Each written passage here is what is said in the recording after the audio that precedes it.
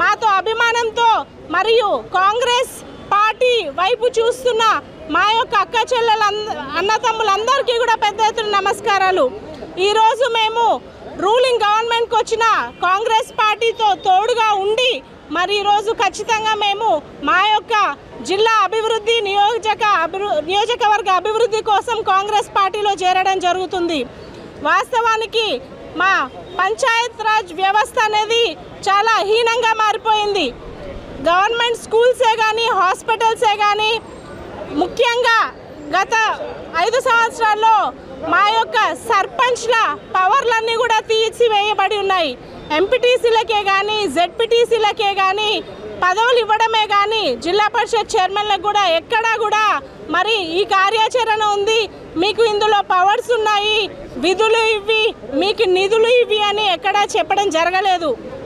మా హక్కులు మాకు వచ్చే నిధులన్నీ కూడా తీసివేయబడ్డాయి. కాబట్టి ఈ యొక్క పంచాయత్ రాజ్ వ్యవస్థని బాగా మెరుగు చేయాలని ఈ విధంగా మన గౌరవ ముఖ్యమంత్రి రేవంత్ రెడ్డి గారు కూడా ఆలోచిస్తున్నారు. కాబట్టి మా యొక్క గ్రామీణ వ్యవస్థ చాలా మెరుగుపడాలి, బాగుపడాలి. స్కూల్స్, హాస్పిటల్స్, మౌలిక సదుపాయాలు అన్నీ కూడా మండలాల్లో చాలా పెద్ద ఎత్తున అభివృద్ధి చెందుతాయి, మెరుగుపడతాయని ఒక ఆకాంక్షతోటి ఈ యొక్క కాంగ్రెస్ పార్టీలో చేరడం జరుగుతుంది. అదేనే కాదు, గత ఎన్నికల్లో కూడా మరి ఎంతో నిరుత్సాహంగా ఉన్న టీఆర్ఎస్ పార్టీ పైన ఉన్న ప్రజలే వాళ్ళందరూ కూడా తీర్పునిచ్చి కాంగ్రెస్ పార్టీని గెలిపించారు. కాబట్టి మరి మంచి రోజులు వచ్చాయి మన తెలంగాణకని చెప్పుకోవడం జరుగుతుంది. నాకు ఇంత పెద్దన అవకాశం ఇచ్చిన మన పెద్ద మినిస్టర్స్ అందరికీ కూడా, కాంగ్రెస్ పార్టీలో ఉన్న అందరు మేధావులకి మరి అందరికీ కూడా నా యొక్క నమస్కారాలు, కృతజ్ఞతలు. మరి ఈరోజు మేము ఖచ్చితంగా మీ అందరి ముందు వాగ్దానం చేస్తున్నాము.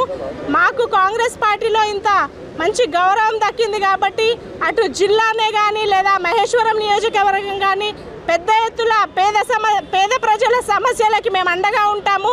ఏ చిన్న విషయాలైనా పైవారి దృష్టికి తెచ్చి అవి సాధించుకొని తెలంగాణను ఒక మంచి సామరస్యంగా ఉండి ప్రజలందరూ ఆనందపడే ఒక రాష్ట్రంలాగా తీర్చిదిద్దుతామని వాగ్దానం చేస్తూ సెలవు తీసుకుంటున్నాను. జై కాంగ్రెస్.